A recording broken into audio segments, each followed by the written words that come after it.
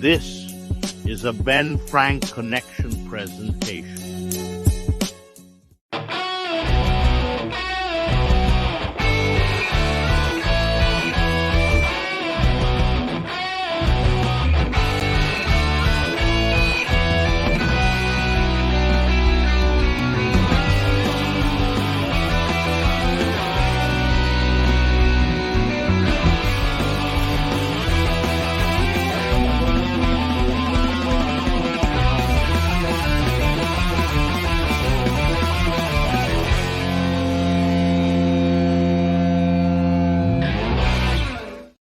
We are back and live. ABJ presents Tornado Tag, episode 116, the history of Bruiser and Crusher.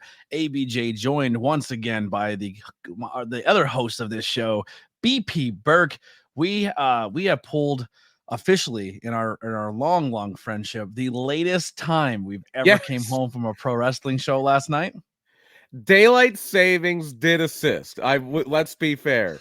What would normally be about an hour drive back was 2 hours because it went from 1:59 to 3 a.m. Yeah. So I pulled up the house at what, 4 in the morning. My mom's like, "Are you alive? It's 4 in the morning." I'm like, technically, I'm good. We're fine. Should be 3, which is also very late. Yes. We always have that competition with the Neon Blondes, first in, last out. We won, but once again, with an assist to a bar. Yeah, and unfortunately, with an assist to Facade being a little bang up, and a lot of anything. Actually, there was somebody else that had it worse than us. Who's that? I don't know if I want to name names, but somebody involved with the PPW show last night hit a porcupine on the way home, and it blew their transmission out, and they had to get towed. Oh no! Yeah, Jesus. Transmissions are a bitch. I lost mine. Yeah, once. it's a bad. I'm not going to say exactly who it is, but this person knows a little bit about cars, so hopefully they'll be okay. That doesn't help me. They can drive very fast and around the track sometimes. Oh, okay. Yeah, that does help. Yeah, he can rebuild that shit. Yeah, yes. Yeah, he can build anything. So, at least. He can build literally anything. Yeah, he'll be good. He'll be fine. So yeah, man, we had an interesting week of wrestling. So news-wise, what stands out, BP? News-wise, I have been in my own world, so I honestly don't know. Was it this week or last week that Drew McIntyre officially re-signed with WWE? I know that's a big thing. Yep. It's now coming out that I guess Brock Lesnar is back on the roster page, so that could be an inkling that he may be back in the mix soon.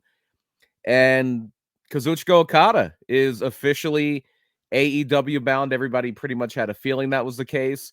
But not only is he back, he comes back and turns heel. Yes. Yeah.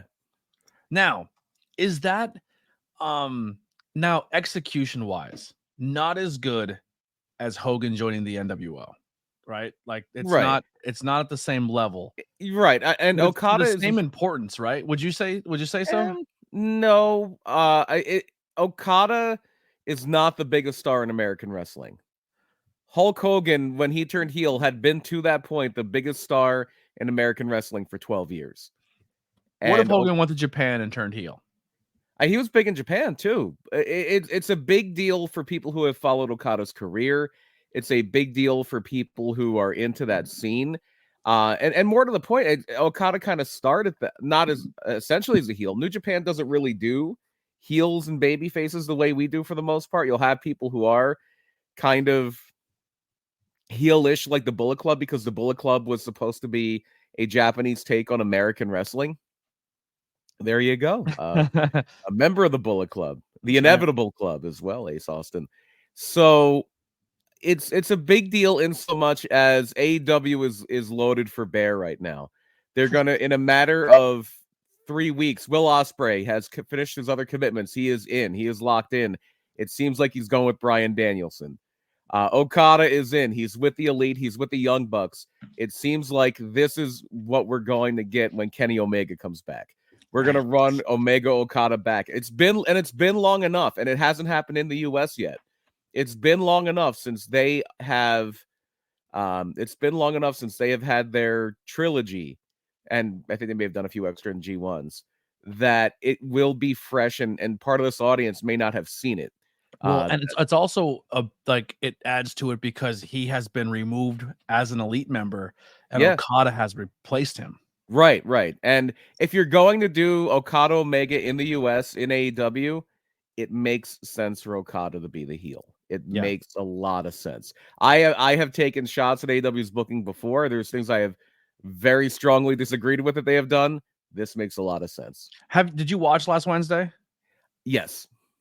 I thought it was a strong show. I enjoyed it. I did too. I thought that entire show, every second somebody was on camera, it led to continuing or starting a story. It did. I honestly think, and this sounds strange, because usually longer term storytelling is for the best. It looks like they're going to be moving to monthly pay-per-views now. Their next pay-per-view, I believe, will be in April. And yes, Dynasty. Yeah. And then in May it'll be Falcon Crest. Yeah. And then it's going to be all the old lady soaps from the 80s. And then I we're can't going wait to for have Days of Our Lives. AEW Knots Landing is coming. It's gonna be Passions has to come Ooh, too. Passions. There you go. I was thinking of the nighttime soaps. Oh. AEW Melrose Place. AEW 90210 from Beverly Hills. So the other thing is this week is going to be their big business show that they've been teasing, which it's the worst kept secret in wrestling. They did the same thing they did with Punk. It's going to be Mercedes Moné is coming. All right, so we said that before that he was kind of selling this as it's going to be a biggest night in wrestling history. Big things are going to happen. It's something we're going to be talking about forever. We have a championship match on the line. Joe versus Wardlow, and it seems like that story is Wardlow is getting to a point where he's going to possibly get a title, and then Adam Cole's going to be like, "Hand me the title," and MJF has been out of the mix for a while. Like, do they pull the trigger here and they put a title shot together to continue that story? Does Joe lose the world title on national television? I don't know if he loses it to Wardlow. My personal opinion is if he loses it to anybody but Swerve, you've made a mistake. Because I don't think Swerve's going for the title anymore. I think he's going to do another program with Hangman to stretch that out so they can tell this Adam Cole, MJF, Wardlow story. One of the trickiest things you can do with a champion, especially if you're going to try to build a new babyface champion, one of the things you really have to do if you want to book a champion effectively, and this is something like WWE failed, or WWF at the time failed to do with Kevin Nash, with Diesel. And to an extent, they failed to do it with MJF until the Adam Cole thing kind of fell into their hands. Yeah. But one of the biggest mistakes you can make is to do an important title switch, to have this is something they got to think about with Cody Rhodes, provided Cody is going to win at WrestleMania. Maybe he does, maybe he doesn't. But if you're going to have a guy that you're putting the title on, you're saying this could be the guy that carries our company. And Swerve could be the next guy for AEW. He could be a guy that's an important piece of the puzzle. This is something they really failed with Hangman Page the first time. Even more so than MJF. When Hangman Page won the title, you have to have something lined up for that champion. Right. But MJF was in a predicament at one point in time in AEW where he was the most over guy, but he was not in title. He was like close to titleship pictures, but he wasn't yet. He still was going through his storylines, building to the point where he became a champion. I think Swerve still has maybe a storyline or two before he gets that title. I think I think they can put some matches together, and big name matches, like possibly they can still do a Ospreay versus this person at Wembley, or you know what I mean, like where I still think they can tell that story of MJF Adam Cole that they're kind of waiting on, and they're kind of waiting on Adam Cole's leg. And I think time frame wise, he should be close in a couple months. Another thing, the MJF Adam Cole feud does not need the title. There's a personal issue. It does not need the title. Yeah, it does not. Yeah, I think Joe wins it. I think Joe turns his back on them when he asked them for it, and I think the reason he turns his back is as an MJF comes back and he's like, "Bro, like this is." So you think Wardlow wins? You mean? I think Wardlow beats Joe, and then I think Wardlow drops it to a swerve. Okay, that could happen. That could definitely happen. But my thought process here is using the title to elevate a guy, and you can do that. Not that Swerve isn't already elevated. He's the most over guy on the show. And Wardlow's coming up on a contract, so I think they're trying to keep Wardlow happy and not lose Wardlow like they lost at Jade. Does hey, we're gonna make you a transition champion, make him happy? Is the question. So some people want to be the champion. Some people just want to make sure they're in the mix and want to make sure they're being used properly. Yeah, and it doesn't necessarily. I don't know. It sounds like I'm talking out of both sides of my mouth here. It doesn't necessarily have to be about the title. Yeah, but what definitely does not need a title around it to be a big feud is when MJF comes back and goes after Adam Cole. That's been my big issue with the Bloodline thing this year is all the stuff with Roman and Jay in the SummerSlam main event. You did not need Roman to be the champion for that. Those losses he took in tag team matches. Roman only wrestles like 11 times a year. He's your champion.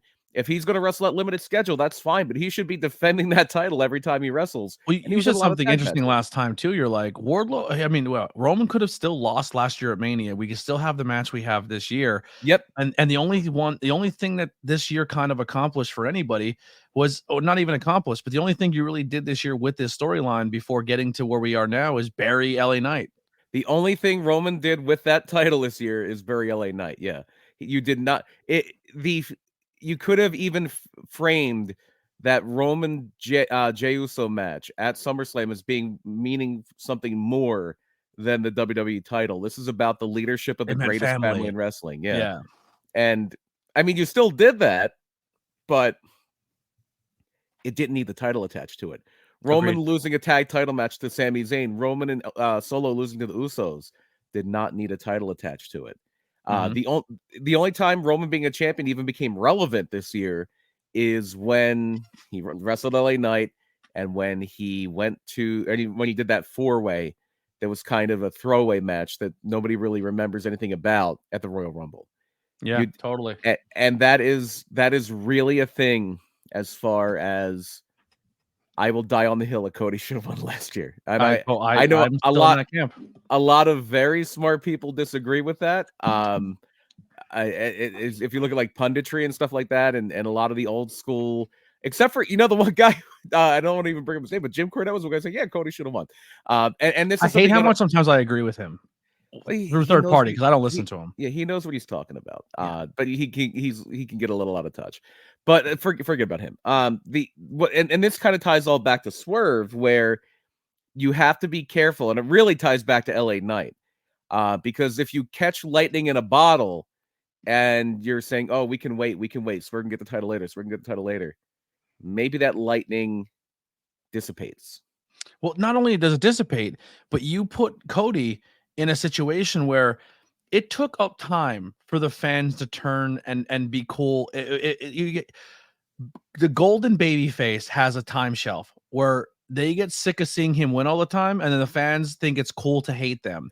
Yeah, and they did it with Hogan, they did it with Cena, they did it with Roman. Everyone had that where they get sick of seeing this guy win and sick of seeing this guy over, and then it becomes like it's cool to hate them. He hasn't even hit a stage where he could be the top baby face, and you already split your audience on him. Mm-hmm. And there's an old saying, and it's very true. The crowd that shows up for your coronation is the same crowd that shows up for your funeral. People like a show. Yeah, absolutely. So anything else storyline wise or wrestling wise we want to cover before we get into our topic? Not on my end. I think obviously we're still marching toward the WrestleMania build. We're gonna have a little bit of clarity. It looks like very soon on the Intercontinental title picture. Does Brock figure into that if he's coming back? Because the original plan, by all indications, was Brock versus Gunther at Mania. Is that back on the books now that it seems like Brock is no longer excommunicated? Yeah, it's weird. I feel uncomfortable a little bit talking about it, but like, what is Brock essentially? And I'm asking someone who I feel is smarter than me in this situation, but what is Brock blackballed for? Like, what is he excommunicated for? Because he was one of the few people you could piece to put the puzzle pieces together, where unnamed executive number one, a lot of people think it's Triple H, but we don't know. We know that when they're talking about the former UFC heavyweight champion who was renegotiating his contract in 2019, we know that's Brock. Yeah. And this woman was told by Vince to send him content. Yeah, we'll leave it He at that. took the content and then said derogatory things, but in the context of like the kink, we'll say. Maybe. And then they were supposed to meet for a date, and it never happened. Right. So he was essentially offered the crime, but never did the crime. It seems like it. It seems like it from that allegation. And I'm not defending Brock. I still think Brock is probably a dirtball, but he didn't technically. Like, there's been people who have done way worse. Yeah.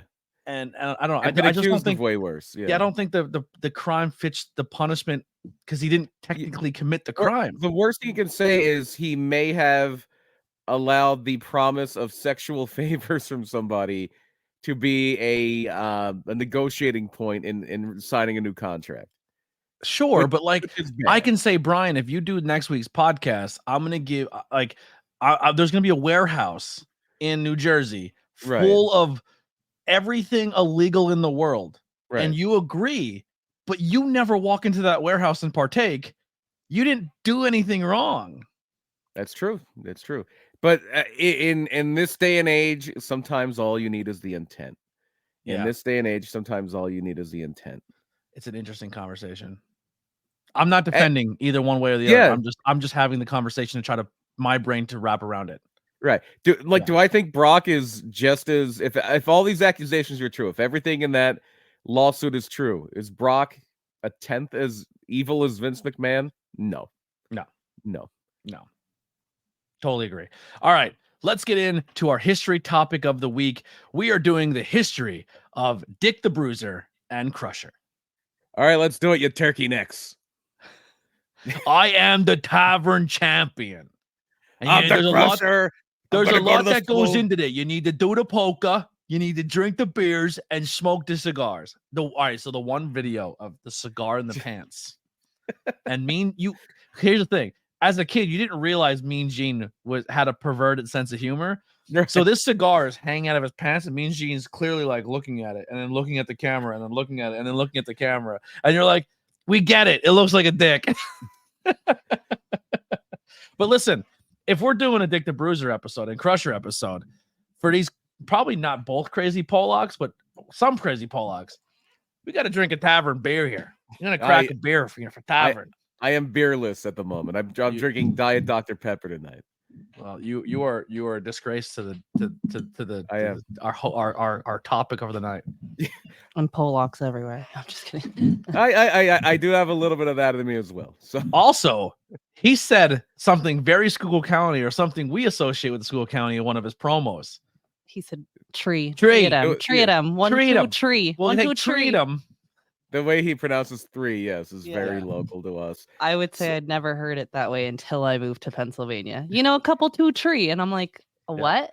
Well, that's also because Pennsylvania has been a very big melting pot for a lot. Like, as much as New York's like the melting pot of the world, Pennsylvania is like the melting pot of white culture. The United States. No, just like a melting pot of white culture. Like, all of our Schuylkill County towns were segregated, but like there was a section for the Germans, there was a section for the Polish, the Irish had a section, the Italians had a section, like, and everyone had their own grocery stores. Like, it was kind of like the movie Gangs of New York.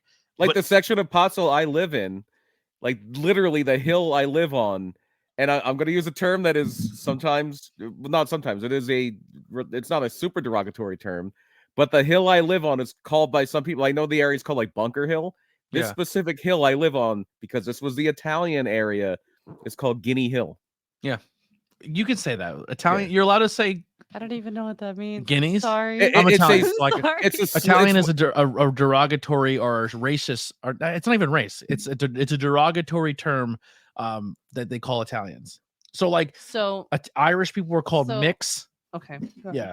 Italians were guineas, or like Dago. Dago was a big one, right? Yeah, that's probably the worst one. That's the worst one. Yeah, but we're white. We can say it. It's our you're part Italian, I'm part Polak. We're all good. Yeah. So is this like I don't know if I'm comfortable partaking in this conversation, but is this the equivalent of like If you want to say it's like saying the N no, I wasn't I going was that gonna far. say, 'cause it's I'm not saying as a that- Hispanic. I'm it's saying as not a that level. Hispanic, as a Spanish woman, if someone called me a spick, I'm gonna be pissed off about it. But It's in if, the in the but it's if in the like same my context. if my cousin called me like, listen, you stupid spick, I'd be like, yo, like just slap you on the back of the head and walk on and Sure. continue with the conversation. So essentially, just like most things in America and derogatory and negative stuff, and this is way off topic of our thing, but like that was the way of like Is it like term of endearment? I guess is what no, I'm trying to it was ask. Or is never. this completely later derogatory? Like, on, this it isn't like became a term of Yeah. endearment, like Okay. when people were allowed to be segregated, I guess, because even like segregation of white people was a thing. Like you didn't go to the Italian side's grocery store, or you didn't go to the Germans' church. Like that's kind of how this entire area was set up. right, And at first it was used. Like if someone said, "Yo, you Mick," it was a fight. right. But then Mhm. later on, like you would have two guys at the firehouse and like, "Oh, there's my Mick friend," and everyone's like, "Oh, you're crazy bastard," you know what I mean? Right. Like, and then Yeah, nobody. that's what I guess that's But at some point, it was a term to make you lesser Yeah. than what you were. Yeah, at some point it was a slur that that a lot of groups took back, and and that level of like ethnic pride among white people typically isn't like for a specific ethnicity usually isn't as strong just now. Like I couldn't do it because I have a million things. Like I'm Irish, I'm Polish, I'm German, I'm like a million things. So Yeah, it's kind of tough. yeah. But that all started because they said tree, and we were Yeah. like, "That sounds very One similar full here." Because tree. we have a our area has a huge Polish background Yeah. as well. yeah. Yeah, so it's like a Polish. That's definitely a Polish thing, because the Crusher is pretty much inexorably linked to Milwaukee. He's from Milwaukee. There is a statue of the Crusher in Milwaukee. He is beloved. He was known as the man who made Milwaukee famous, and he did develop this character. So the character of the Crusher is very much a prototype version. He is the barroom brawler, and it's the same thing. It's like he's gonna train for his match by taking 2 kegs of beer. I'm gonna put him over each shoulder. I'm gonna run along the banks in Milwaukee. Eat mashed potatoes, I'm gonna eat some. and instead of mashed- walking 1 block, I'm gonna walk a half a block. well, that was when he was getting ready for his bodybuilding contest, so he could show off his physique by drinking more. Instead of a case of beers, he's gonna drink a case and a half of beer. He's going to eat a lot of Polish sausage and mashed potatoes. And instead of walking around the block, he's going to only walk half the block. Yeah. And then he's going to bulk up for his bodybuilding contest with Jesse Ventura. Crazy. Or it might have been superstar Billy Graham. But Yeah. the core of the gimmick, and a lot of those, like a lot of the clips I was sharing with you were like his older years. So that is when the Crusher they still bought him as a tough guy. They still bought him as like a top tier baby face, but he was a guy who came around every now and then because at that point he was in the 80s, he was in his 50s. He was well into his 50s by that time. In the he was- prime of his career in WWE. Pretty much. Because he was born in 1926, was Reggie Lazowski, the Crusher. So yeah, he's almost 60 at the point he's back in there in the 80s. And he was a guy who was in the military. He had a little bit of a wrestling background, a little bit of a football background, but because of where he lived in the Great Lakes area, Milwaukee, Minnesota, Wisconsin, all the Dakotas, all that area was kind of the prime real estate of the AWA, Vern Gagne's AWA, and that was where he was probably the most over babyface in the AWA, but he was never the top babyface because that had to be Vern. This was partially part of that is Vern's ego, and part of that is the fact that Vern had that mindset of our champion should be a great technical wrestler, and that was not the Crusher's style. The Crusher was definitely a prototype of the Sandman or Steve Austin, even though Steve Austin, when he was stunning Steve, did a lot of technical wrestling. But the guy some of those punches he threw in that thing, he was an old man at that point. It was getting toward the end of his run. Yeah. But his golden years were not even the 70s. It was like the 60s. Yeah. And into the early 70s. So he's a guy who was an established guy when people like Harley Race were coming up. And that's one of his signature feuds, especially when we're talking about him coming together with Dick the Bruiser. But he started wrestling, I believe, in the late 1940s. And I think he may have just been Reggie Lazowski. And then before he was the Crusher, he did have a brother tag team, not a real brother, with Stan Lazowski, who took his real last name. Lazowski is the Crusher's real last name. I believe Stan was Canadian, but they wrestled both sides of the border in the Great Lakes area, like Minnesota, Wisconsin, and in Canada as the Lazowskis. They won, I believe, the AWA tag team titles a few times. And then he became Crusher Lazowski just because somebody said he just crushes everybody. That was his thing. He was not gonna tie you up in the knots. He was not going to win the Olympic gold medal in freestyle wrestling. He was going to punch you in the mouth, and he could take everything you were going to throw at him. And he winds up meeting up with Dick the Bruiser. So let's jump tracks here. Let's talk about Dick the Bruiser. Dick the Bruiser was not so locked into Milwaukee. He was billed from Reno, Nevada. Maybe he's related to Ricky Price. Maybe Ricky Price is a distant ancestor of Dick the Bruiser. Who knows? But Dick the Bruiser, his real name was William Afflis, but a lot of people thought his real name was Dick, like Richard Afflis. And the Reno, Nevada thing comes because he did go to college there. He went to college in Reno at the University of Nevada, as they say there. I keep saying Nevada. They call it Nevada. And he wound up playing for the Green Bay Packers in the 1950s. For Ricky Price also likes the Packers. Holy yeah, shit, there you go. Holy cow. Ricky Price is maybe a descendant of Dick the Bruiser. We're gonna start calling Ricky Rick the Bruiser. Rick the Bruiser. There you go. He's Rick the Bruiser. Rick the Bruiser. Clip that. So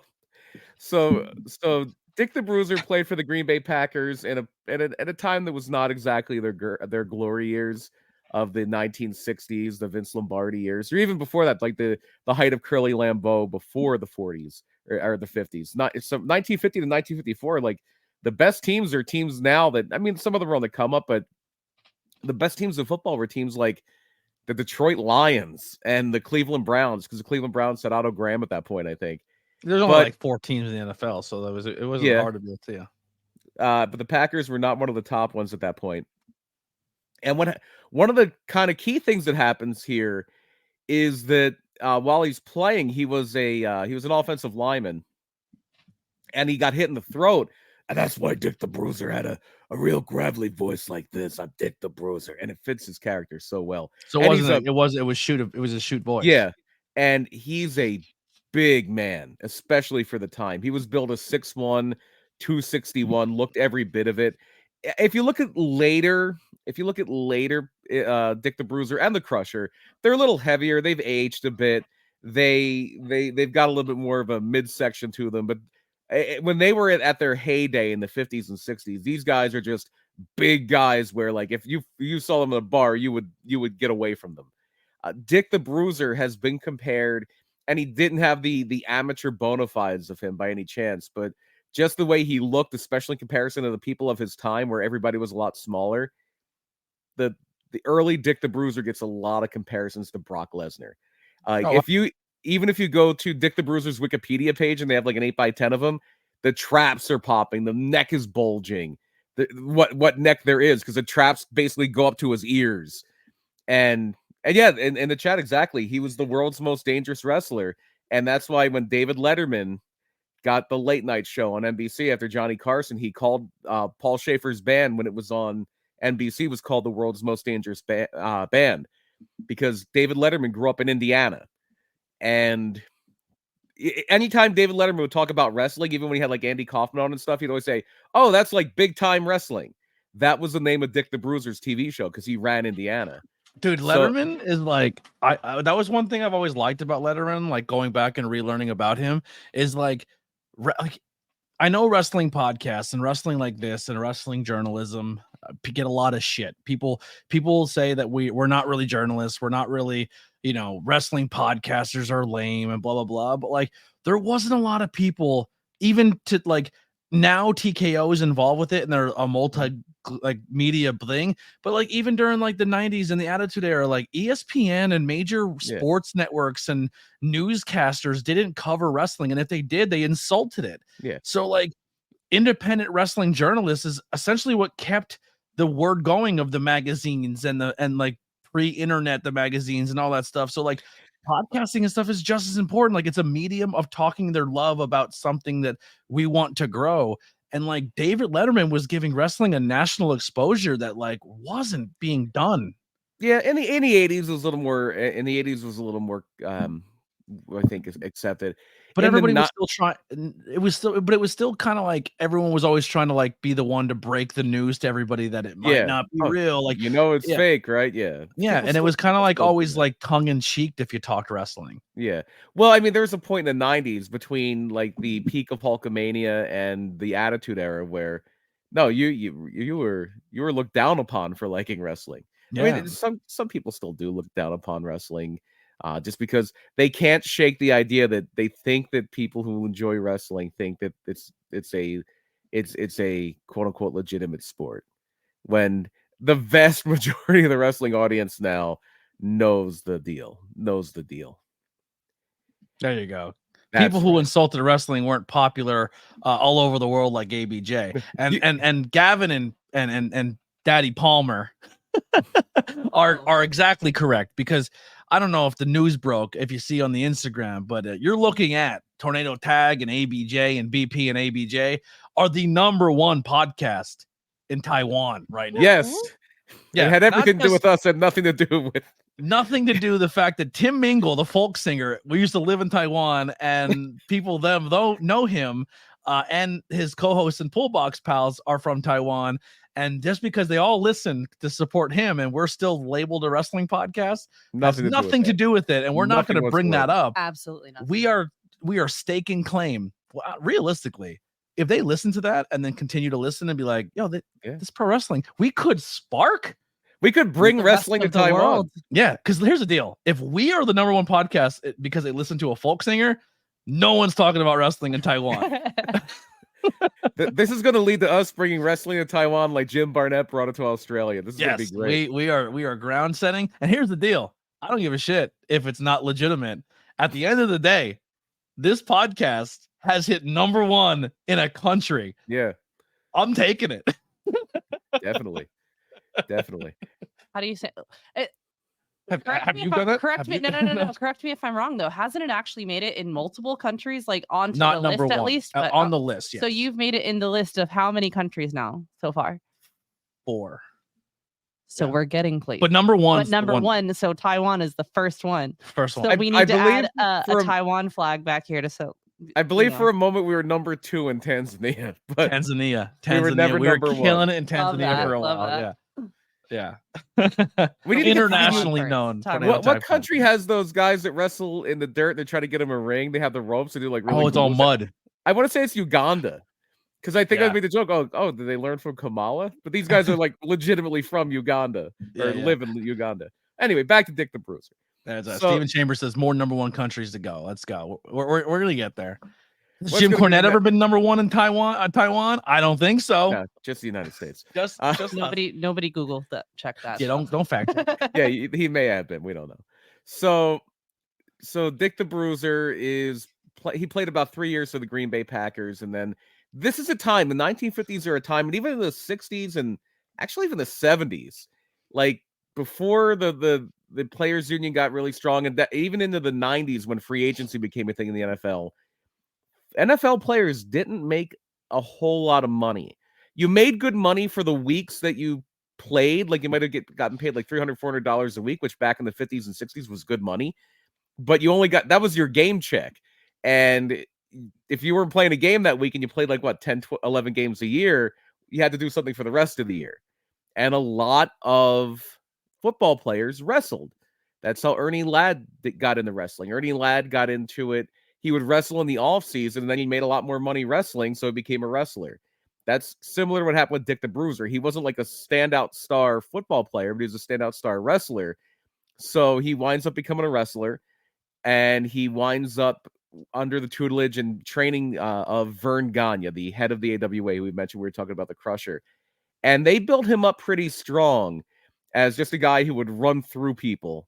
And the first big match, one of the first big matches they set up for him, and he was slowly built up. He was probably, for a point in the late 1950s, early 1960s, one of the biggest heels in the country. And he would tour, he would travel. I think Steven mentioned it in the chat earlier, but he had a match in Madison Square Garden in 1957 where it was him and Dr. Jerry Graham against Edouard Carpentier and Antonino Rocca, who was pre-Buddy Rogers and Bruno Sammartino. Rocca was the biggest star in the Northeast. He was huge.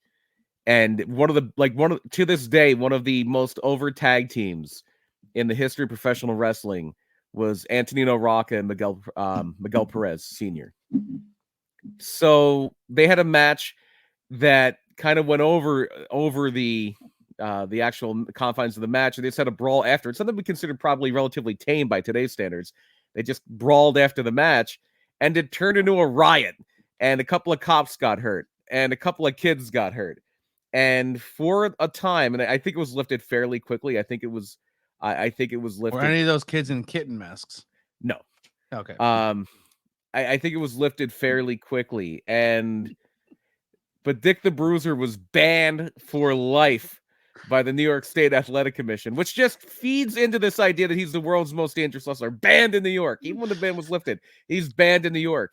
And there was, I believe this was also, I could be mistaken here, I believe this was also part of the reason that for the longest time, children under 14 were not allowed in the wrestling at Madison Square Garden.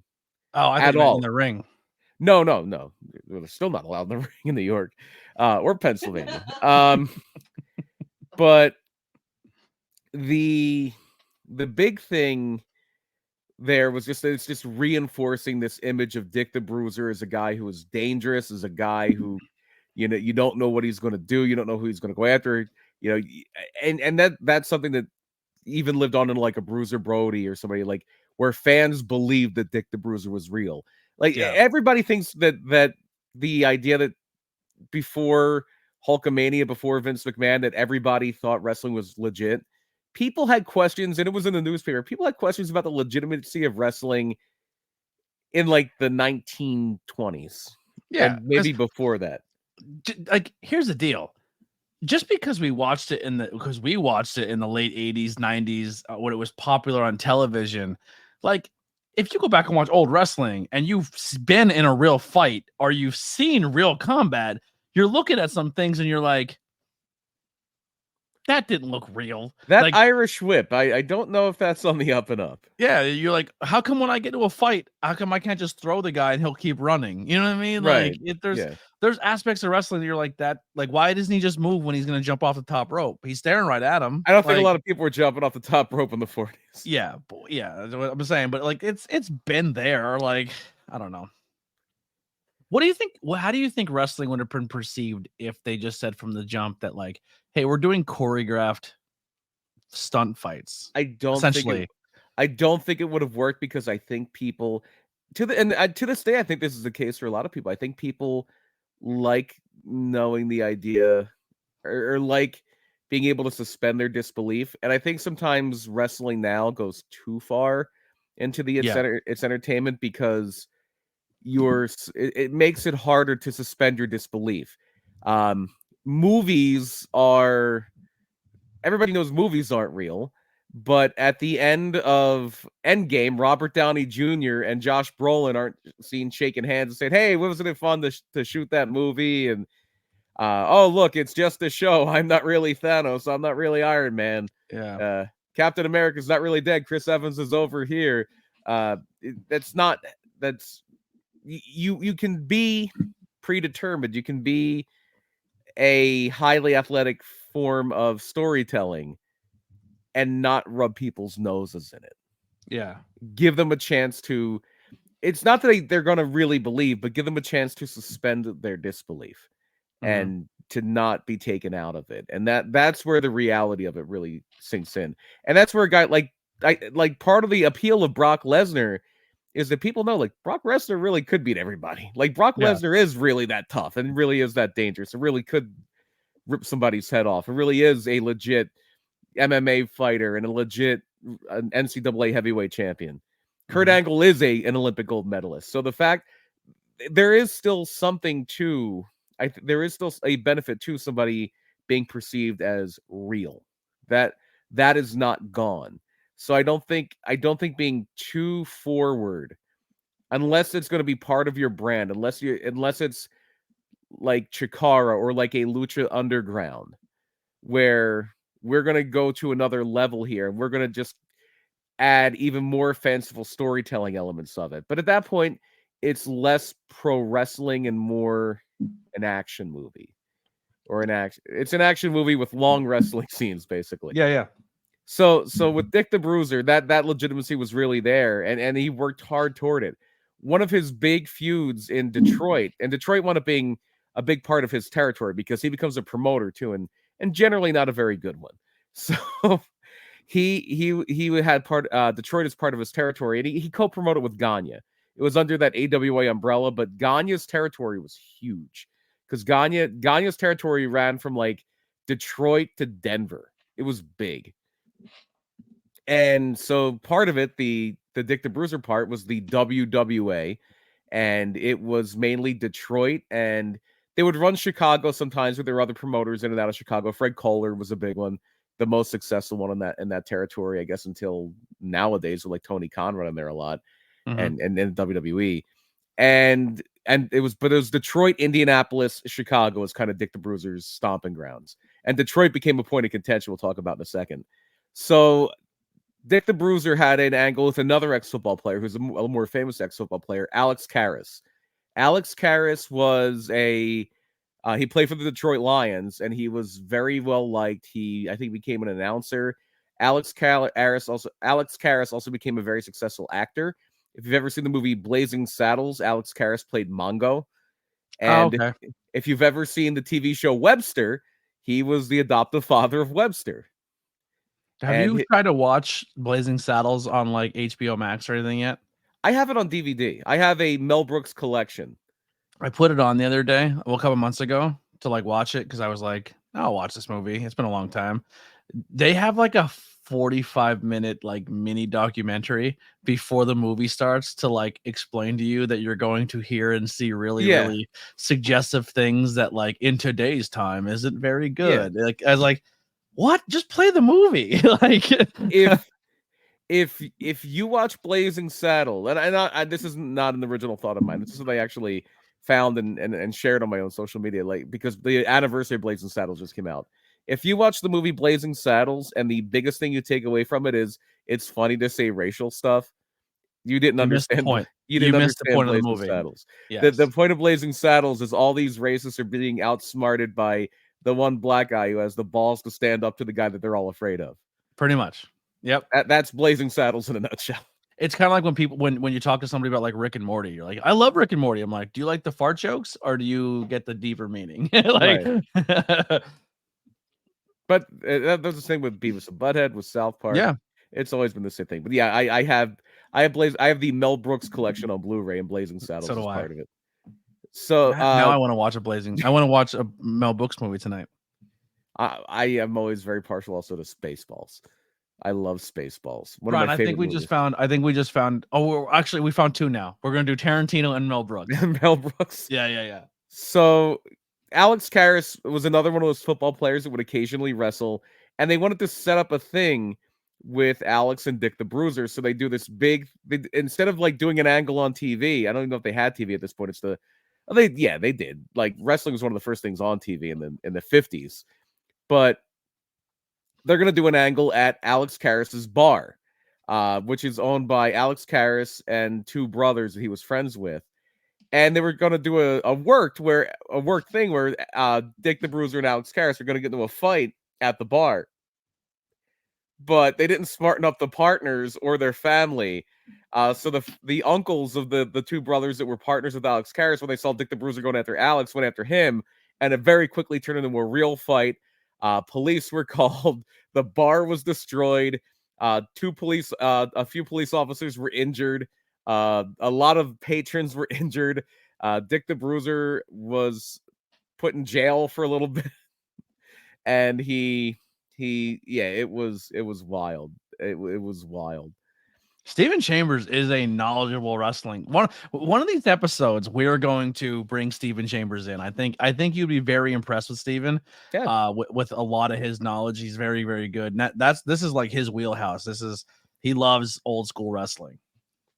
And then we had, as I said, Dick the Bruiser became a promoter. It was around this time Dick the Bruiser became a promoter because that Detroit area, Detroit, Indianapolis, and some other areas there were being run by Jim Barnett and his crew. And Jim Barnett at this point was going to Australia to start professional wrestling there. The original World Championship Wrestling was in Australia, and it was Jim Barnett's thing. So Dick the Bruiser got part of the territory, and then the Sheik, the original Sheik, Ed Farhat, took Detroit by force. So Dick the Bruiser had pretty much Chicago in tandem with Vern. He was running Indianapolis on his own, and there was a bit of a fight over Detroit. The Sheik wanted it. Dick the Bruiser wanted it. The Sheik was a much better promoter than Dick the Bruiser, though. And it wound up being a thing where the Sheik started putting his TV on in Dick the Bruiser's markets in Chicago and Indianapolis. And Vern Gagne wanted nothing to do with going toe to toe with with the Sheik. He wanted the Sheik. You can have Detroit Sheik. Don't mess with Chicago. Don't mess with Indianapolis. Don't mess with Minnesota or Milwaukee, because they're all mine. Yeah. Dick the Bruiser's just here sometimes as a wrestler.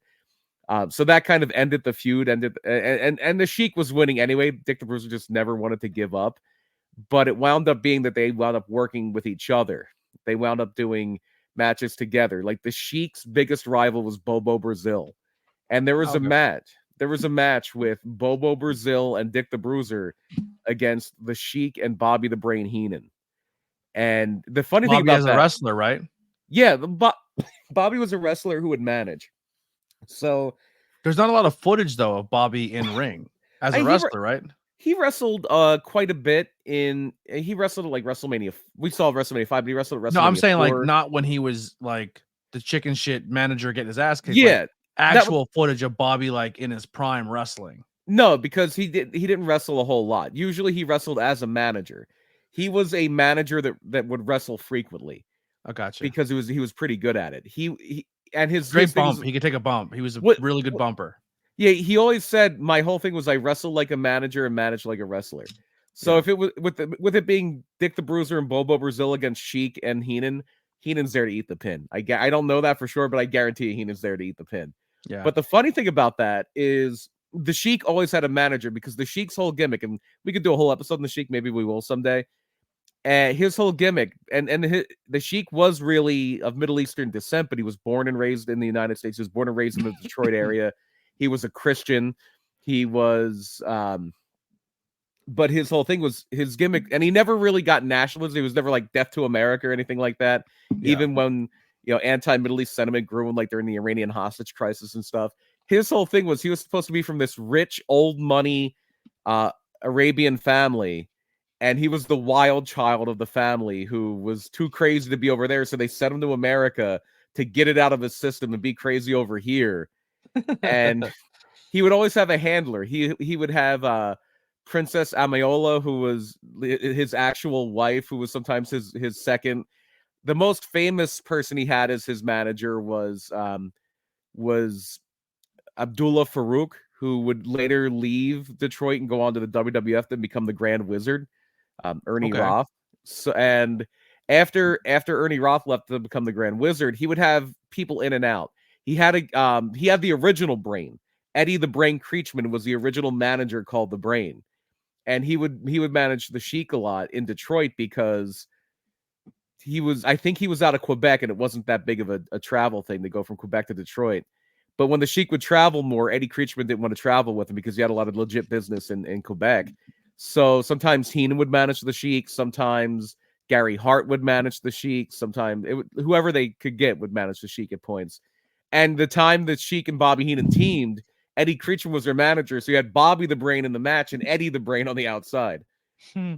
So Dick the Bruiser and the Crusher kind of come together in the AWA and the NWA, or the AWA and the WWA, and they get a lot of tag team title reigns between both of them. But their big feud, the one that kind of puts them on the map and turns the Crusher babyface. We're going to flip back to the Crusher a bit now.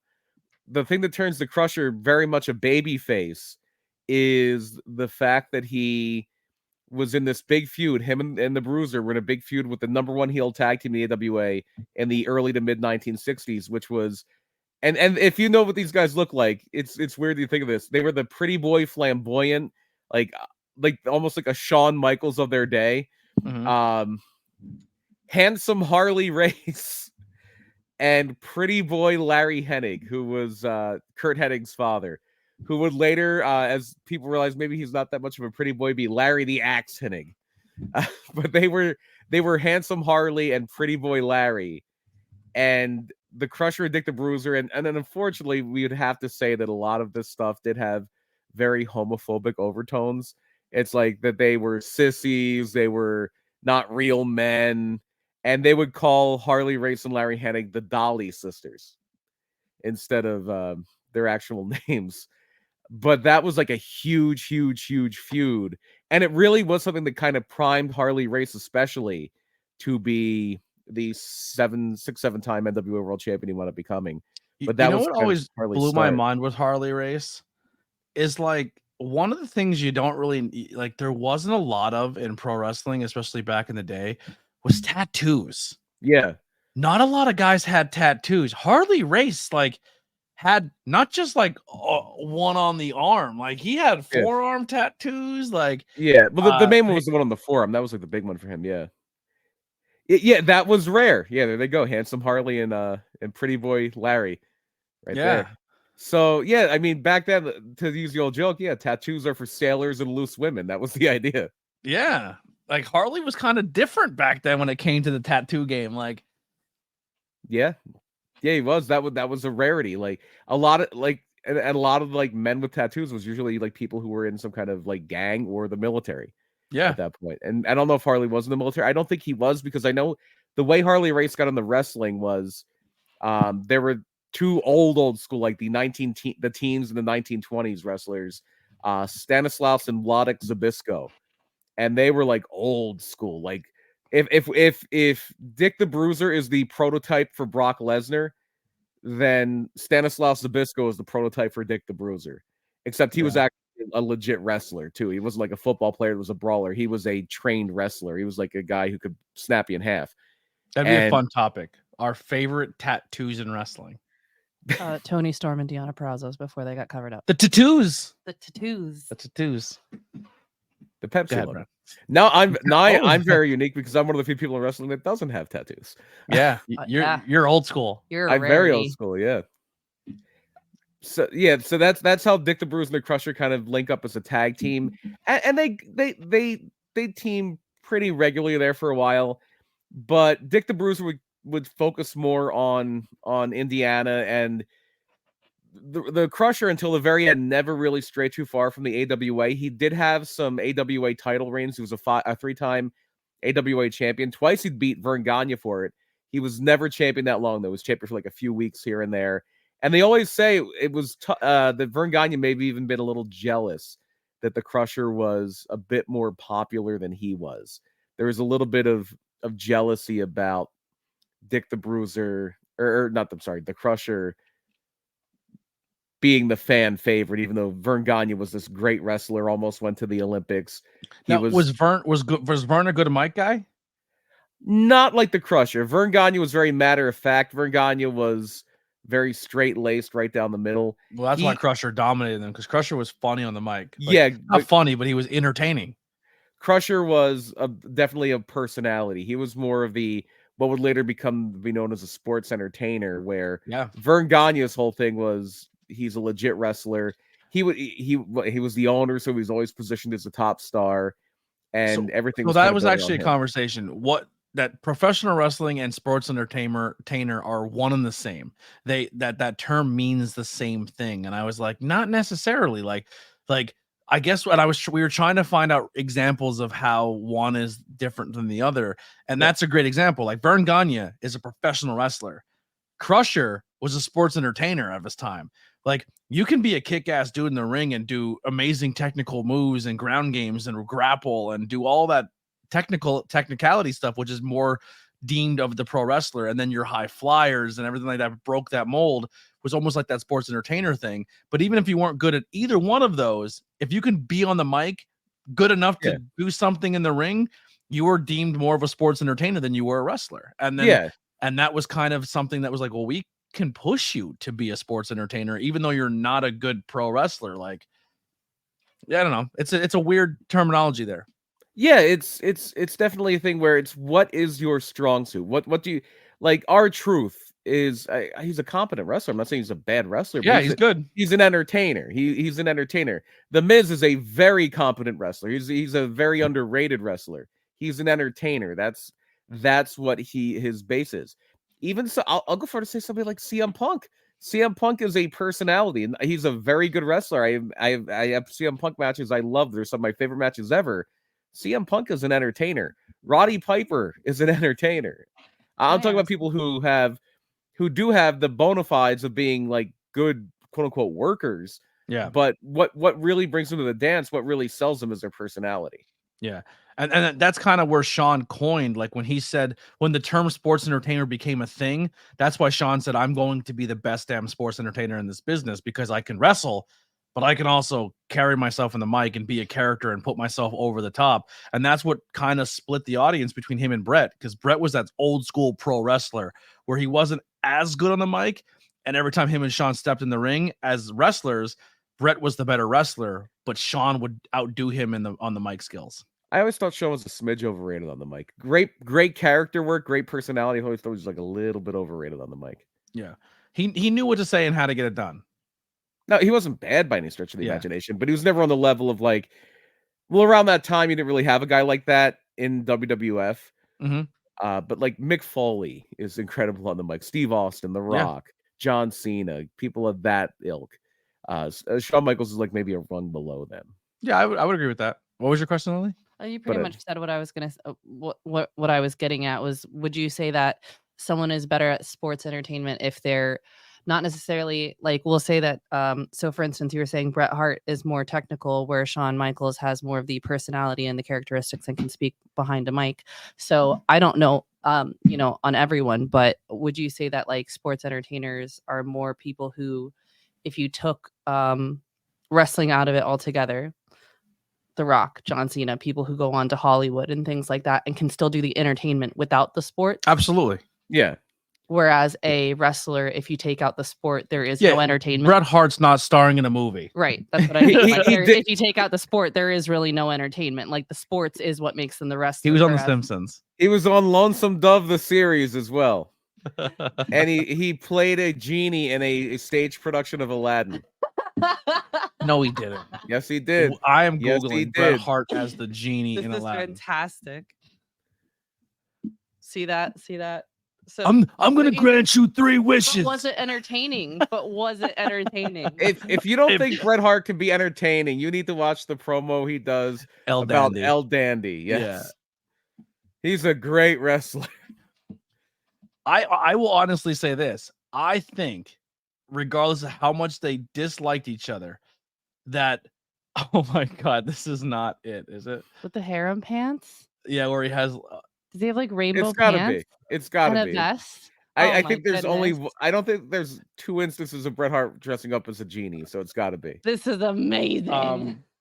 Bret, I think Shawn Michaels brought the best out of Bret on the mic. They brought the best out of each other, yeah. Exactly, yeah, 100%. Steve Austin and Bret worked really well together too. That is Bret Hart and Aladdin, yes. Jesus. There is. You listen here, Aladdin, you stinking hyena. I'm gonna grant get this- you It 3 was- wishes. It was street rat. Okay. Street rat. But Brett's line was stinking hyena. Oh, okay. That's fair. That's fair. I'm gonna I didn't grant know you that, my 3 bad. wishes, and if you use one of those wishes against Bill Goldberg, you get 3 more. He just goes walking out as Yeah. a genie. That's how he comes out of the lamp with his hands out.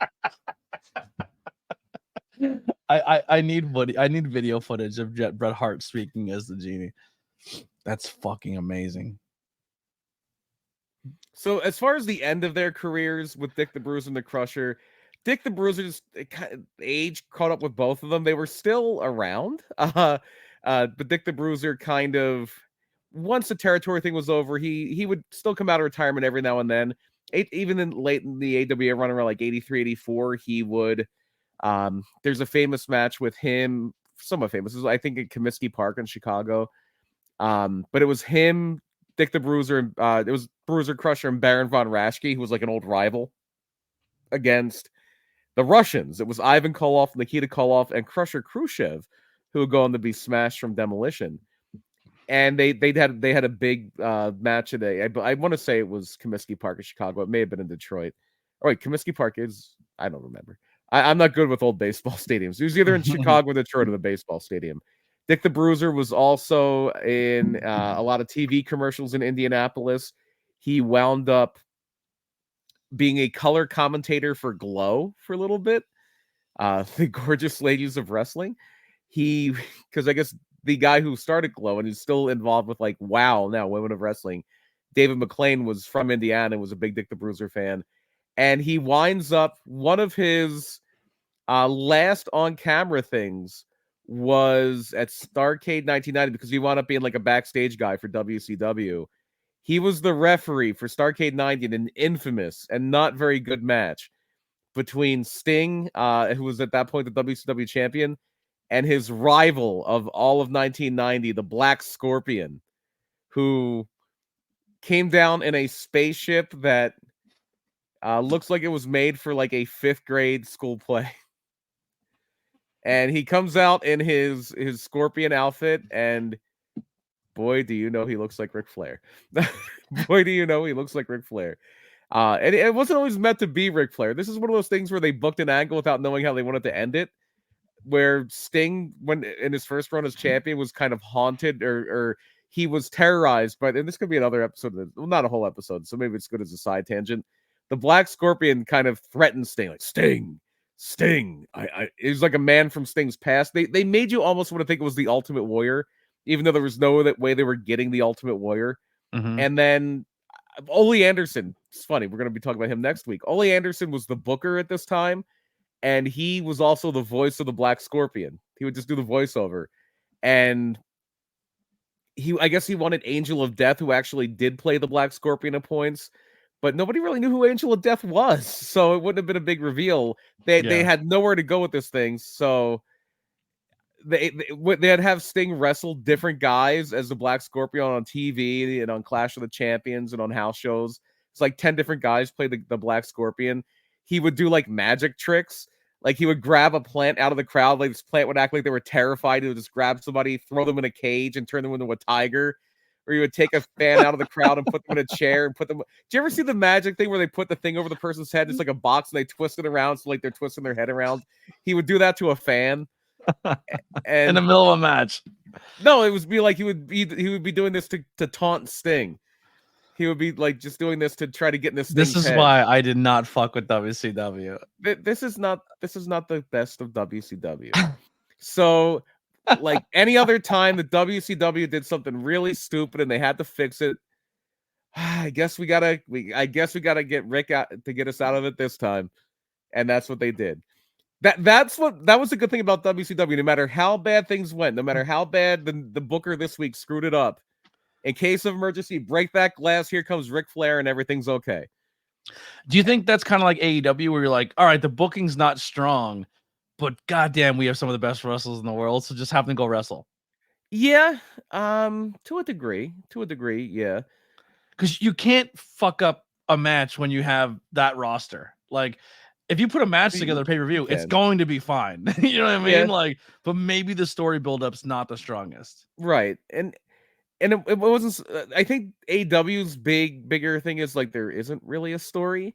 Where sometimes WCW's error was the story was bad. And Yeah. I don't know which is worse. I don't know which is worse, to be honest. We talked more about the bad though. It's still It- like Now the Black Scorpion, you can look back at it. That was stupid. You can look back at it and laugh. You can look back at the Black Scorpion. And I think it's looked back on with more of a WCW, where people are gonna look back at the Devil storyline and be like, what were they doing? I gotta step away 1 second. Can you carry? Yeah, absolutely. All right. So with the Crusher's end is a little bit different than the Dick the Bruiser's end. He did wrestle a little bit later, quasi full time. He was definitely not a full time wrestler. He was one of the guys that made the jump when Vern Gagne had the big war with Vince McMahon. If you don't know a lot about Vince McMahon's initial reach out into the territories with going national and things like that, the first territory that got rated hard by Vince McMahon was the AWA. They took not everybody. They didn't take Nick Bockwinkel, obviously. They didn't take Vern, but they took Bobby Heenan from the AWA. They took Mean Gene Okerlund from the AWA. They took Hulk Hogan from the AWA. They took Jesse Ventura. They took Adrian Adonis. They took Jim Brunzell. They took Jim Brunzell was Greg Gagne, Vern Gagne's son's tag partner. They took a lot of people from the AWA, it's almost a lot of their identity. And what the old trick that Vince would do when he was running shows against people in their territory, like if he stole, case in point, he steals. This is on an old Hulk Hogan, like Hulkamania tape. He steals Gene Okerlund and Jesse Ventura and Hulk Hogan, and now they're in the WWF. So when they go to run in Minnesota, I think the original plan, the big thing they were setting up was that was later. Sean and Marty would have been around like 88. Yeah. Well, they were there. They were such head cases Problems. behind the scenes. They were so out of control. They got fired, and they brought them back. But a little later, allegedly. No. There's John says what happened in that bar, I didn't do. He goes, I did a lot of things. I didn't do what they accused me of in that bar. That night. It wasn't just that. It was just like these guys. These guys party too much. We got to cut them loose, and then they brought him back, and they still party too much. So, but one was Shawn Michaels. But Marty Jannetty is a damn good wrestler too. Let's not sell Marty Jannetty short. Marty's fucking crazy. Yes, he is. So but that was a little later when they took Shawn and Marty, they took Kurt Hennig, they took Mr. Perfect. That was a little bit later on in the process. But that first wave of like 84, 85 was Dr. D. David Schultz. It was Steve Austin, Hulk Hogan. They took Steve Austin in the 80s. I'd be surprised. They'd be taking Lee Majors. It was Gene Okerlund, Bobby Heenan. They took a lot of people to the point where like now it's just Nick Bockwinkel and Rick Martel are your main guys in the AWA because Vern's kind of retired at that point. And one of the people they took, but he wasn't going to be a full-time guy, was the Crusher. The Crusher finishes up with the WWF, and he finishes up only really wrestling when they were coming through those towns. They were coming through Milwaukee, Minnesota, or Minneapolis, St. Paul, Chicago, Detroit, like places where the Crusher name really meant something because he was very much a regional star. He didn't He traveled more early in his career. In today's terms, this is kind of like, okay, we'll hire you. You're not going to be our national touring guy, but when we're in your hometown, we're going to make you look like a star. And then in today's terms, like we're in Cleveland this week, Miz, time for your time to shine. Because that's like historically what we do in wrestling. Right. It's hard to really correlate it to anything now just because wrestling on that level is a national business. Yeah. But it's like if, say, GCW goes somewhere, they're going to probably get a local guy. Like if GCW's running Texas, they're probably he's in AEW now. They're probably gonna get like a Brian Keith. If they're running California, they're gonna get a lot of the Hood Slam people like Dark Sheik, and they'll bring people in too. But the wrestling now on a national scale is so different than that day. Where even when WWF was doing a national expansion, they were fighting a bunch of regional wars. So that match I was talking about it's on the like one of those Hulkamania tapes they had. The match itself was Hulk Hogan and Gene Okerlund wrestled. It might have been the only match Mean Gene ever wrestled, but it's Hogan and Mean Gene against Mr. Fuji and Georgie Animal Steel because Gene Okerlund was the announcer for all those years. Everybody knew Gene Okerlund, so they had him in the thing. And then the end of the match, it sets up Hogan and Jesse Ventura. Yeah. So the Crusher would be around there. Good And promos for that match leading up to, like Mean Gene trying to drink the eggs. The and, eggs, like, yeah. working out and like. And they're doing the thing where like Hulk's running up the steps in the bleachers in the stadium And with Mean Gene smoking. No, yeah, but they're doing a thing where like Hogan's running up the bleachers with Mean Gene on his back, and then Mean Gene has to try to do it with Hogan on his back, and he can't. Yeah, it was funny. Fun. It was good, fun. bro. It was good bit. It was fun, and they had this gimmick called the Machines. The whole thing was right before Andre the Giant turned heel, and they did a thing where he got suspended for attacking Bobby Heenan, and it was so Andre could go film The Princess Bride, I think, or something else. Or he just needed time off because he was breaking down at that point. So they did a thing where they had this group called the Machines. There was Big Machine, I think Super Machine, and Giant Machine. And it was the Midnight Rider gimmick. It was very clearly Andre the Giant, who, if you've ever heard Andre the Giant, he has a very distinctive voice, under a mask talking about how he's a Japanese man who is finally coming to the World Wrestling Federation. And then the other machines were Demolition Axe, before he was Demolition Axe, Bill Eadie, who was a masked superstar, and Blackjack Mulligan, who is Bray Wyatt's grandfather, Barry Windham's father. Yeah. But it wasn't always Giant Machine because Andre couldn't wrestle full time. So sometimes it would be Piper Machine, and it would be Roddy Piper under the mask. It would be Hulk Machine. It would be a bunch of different things. And when they were in, say, Milwaukee, sometimes it was Crusher Machine.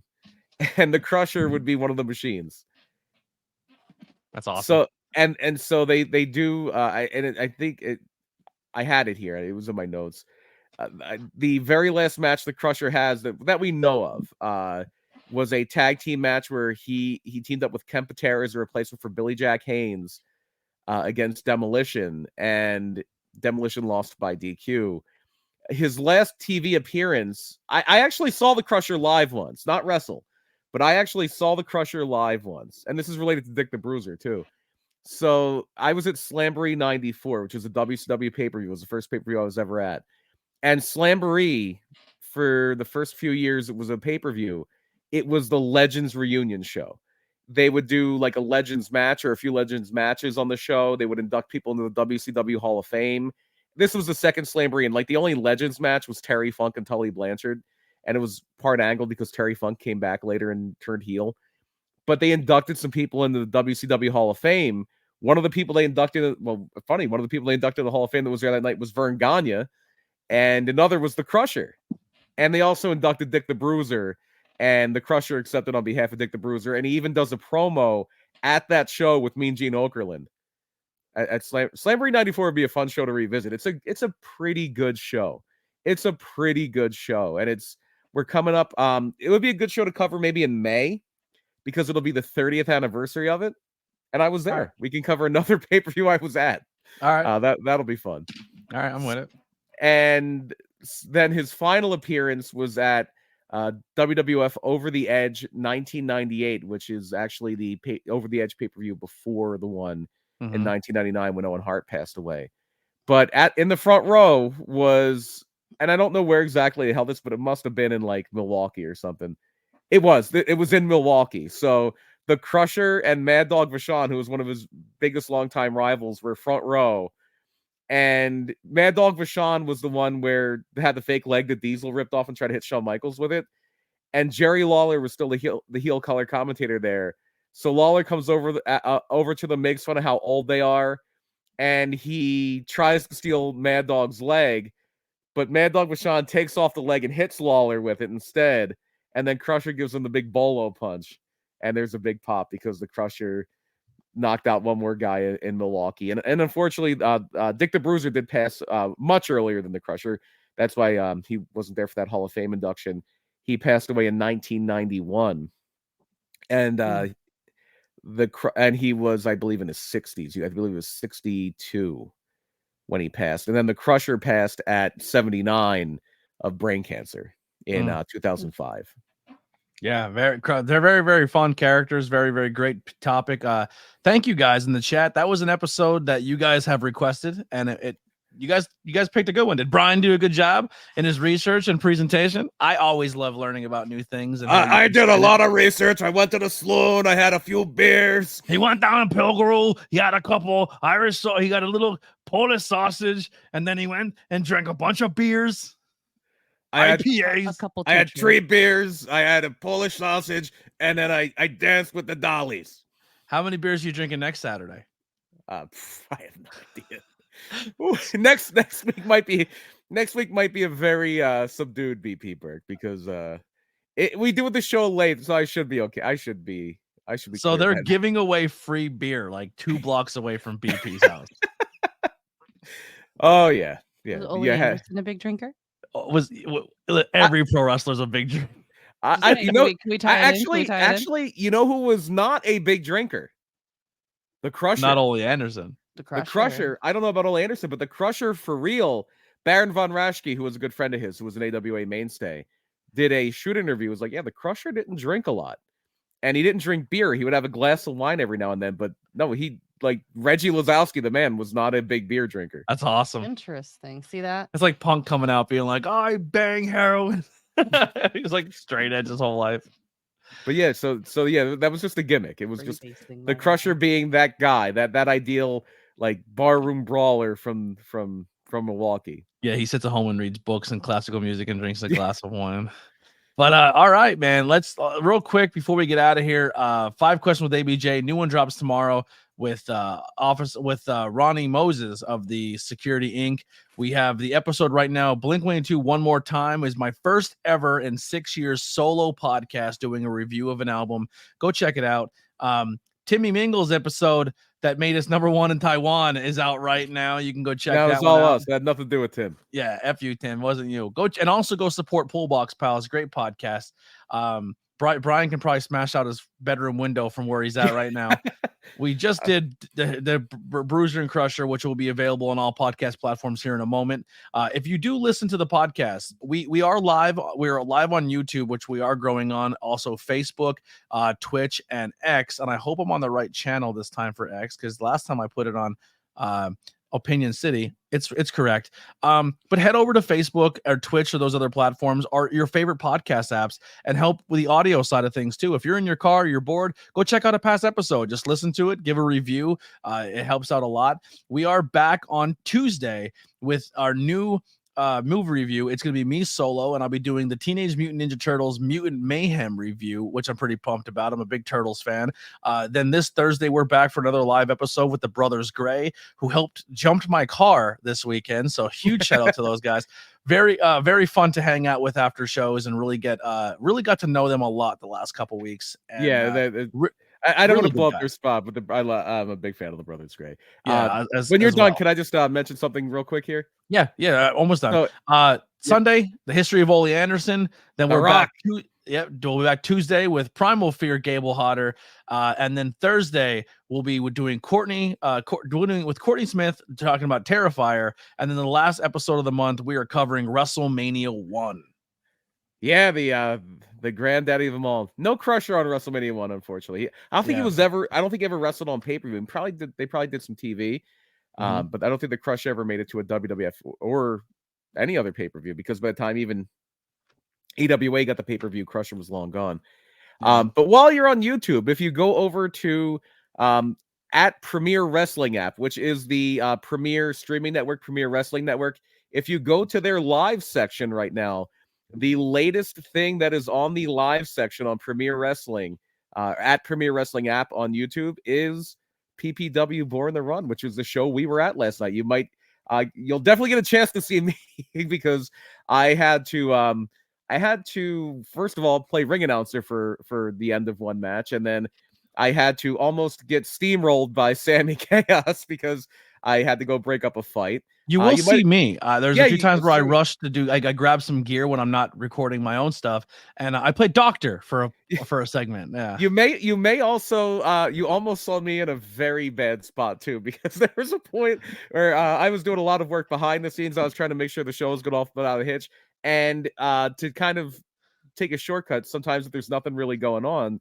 you just sneak out through the curtain and just go absolutely somewhere else. And I wasn't really paying attention to my surroundings, and I almost did that. right as Big Dan Champion was making his entrance. I literally got like Dan is behind me getting ready. I literally walked to the curtain. I'm about to part. I'm like, oh, I can't do that. And I walk back, and everybody cracks up. Everybody cracks up. And one other thing I do want to just mention real quick. That is the link if you want to go check out. Subscribe to Premier Wrestling Network. Please go there. Go watch the video if you have a few moments, and comment. You know, BP and ABJ sent us, and what a great show. And then we have another show coming up, April 20th, 2024. It was on my wall, but you couldn't see it. Super Show 4 on 420. I wonder what that means. You can go to that ppwwrestling.com for more information. That will also be, I don't know if it'll be free. Why did that make my whole screen yellow? It will be free. I don't know if it will be free, but it will be on Premier Network or Premier Streaming Network. But anyway, that's all I got. I think PPW might be going that route on Premier. I think Premier might be doing a thing where it's going to be, I don't think it's going to be a service anymore, but PPW on YouTube right now. It is 100% free. Yes. Yeah. PPW Walk the Line, full show out there right now. PPW Freeze Frame, full show on the YouTube channel right now. Yeah. That was from Freeze Frame was from January. Yeah. So there's 3 full PPW shows on that network. The last 3 shows, Freeze Frame was our January show.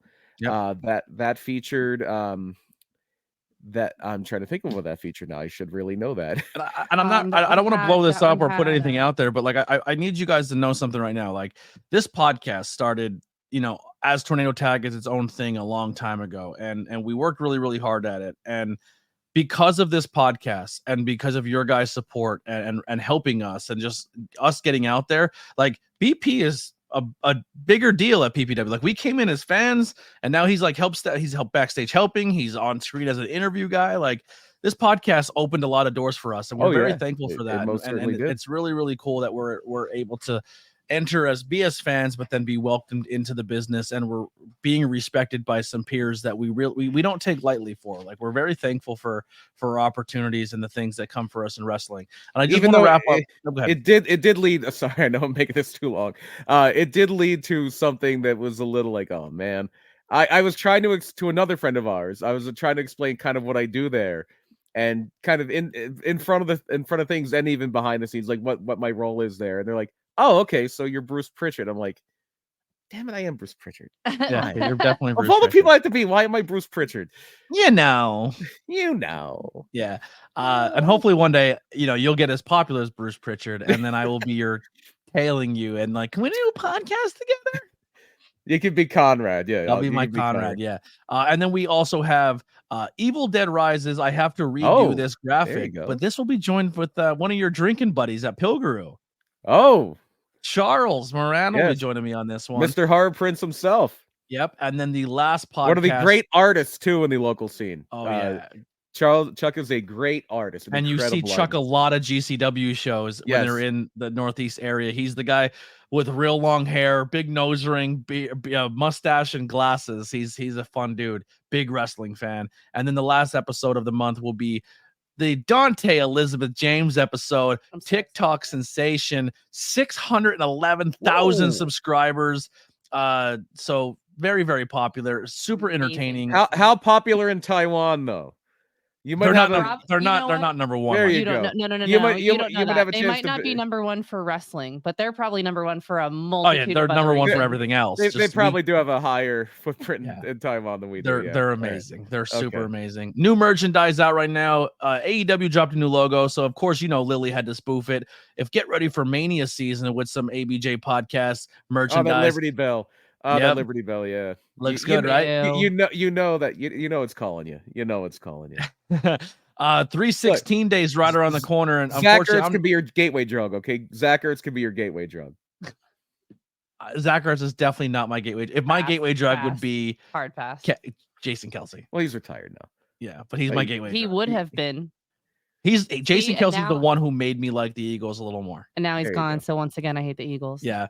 I don't do 316, but I definitely do 570 and a little 666. So, and maybe leading up to that 420 show, maybe we'll have another ABJ podcast T-shirt coming.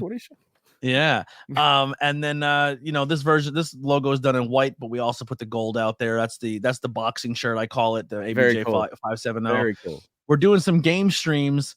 We did a game stream the other day. We did 2K24, which Sweet. actually got us to a goal for the podcast. So we just hit the 3,000 watch hours to be monetized on Hell yeah. YouTube, which is really, really, really exciting. So we're at that level now. I just So started we doing no longer have to do that 300-hour podcast about WrestleMania 1 though, right? No, Okay. we For can now. shave it down. Yeah, for now. Okay, We good. just did Assassin's Creed 150. Mirage, doing some Pokemon game streams, and then we just added some 2K24 content. So we're doing stuff every day on the show for the most part. There's always something new. 5 questions with ABJ. There's a ton we just filmed last night. So we're actually going to 3 days a week with those. So every Monday to Wednesday and Friday will be a brand new 5 questions with ABJ. They're super quick. They're like 10 minutes long, 5 minutes long, but a lot You of got fun some stuff. really coming exciting ones coming up. I heard some of the people you talked to. I'm excited to see some of those. Yeah, a lot of cool stuff that was done at PPW. There's some So, really fun ones coming. We're up. on the quest now of 1,000 subscribers and 4,000 watch hours, and then we're fully monetized on YouTube. So let's keep grinding. Word of mouth gets us where we need to be. We'll be live again tomorrow for Monday Night Raw. Who knows? We might have some people popping in. So a lot of people, my list of podcasting and guests is real long. But I've been telling more wrestlers, especially younger ones, if you need a platform to come talk or tell about an upcoming show or just want to get a little bit of your story out before we do a full episode, come join me on the Hangouts when we watch Raw, Dynamite, and SmackDown. So we might have some guests popping in to come hang out with us. And the door is always open for anyone to come in and chat it up a little bit. But that's all I got. Brian, anything else you want to plug? No, I think I did my shameless plugs already. I think I'm good. All right, well, let's wrap this up. Tornado Tag Podcast, episode 116, the history of Bruiser and Crusher. We're out of here. Here's some music by the Converse Kid. We'll catch you next time. Yeah, turkey necks.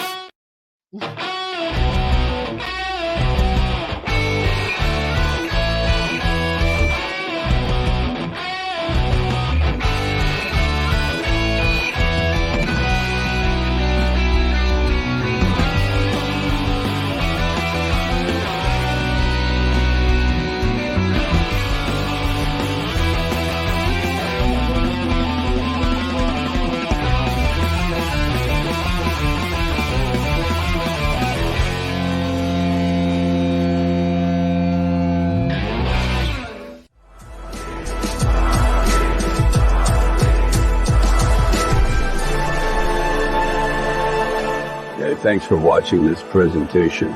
Like, share, and subscribe for more.